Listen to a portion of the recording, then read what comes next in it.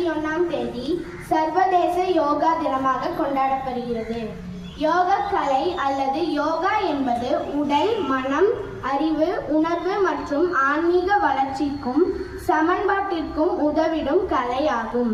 பதஞ்சலி முனிவரால் இக்கலை இந்தியாவில் தோன்றி வளர்ந்து வழி வழியாய் வரும் ஓர் ஒழுக்க நெறியாகும்.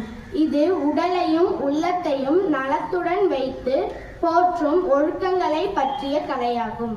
யோகாவின் முக்கியத்துவங்கள்: நாள் முழுவதும் ஆற்றல் மற்றும் விழிப்புணர்வுடன் இருக்க உதவுகிறது. மன அழுத்தம் குறைகிறது. தன்னம்பிக்கை ஏற்படுகிறது. உடற்பருமன், சர்க்கரை நோய், முதுகுவலி போன்றவற்றுக்கு பலனளிக்கிறது. ஞாபக சக்தி, மெமரி, மனக்குவிப்பு திறன், கான்சென்ட்ரேஷன் மற்றும் செய்திறனை அதிகப்படுத்துகிறது. ஏற்படுகிறது. அனைவருடனும் சேர்ந்து செயல்படும் திறனையும் பழகும் முறையையும் மேம்படுத்துகிறது.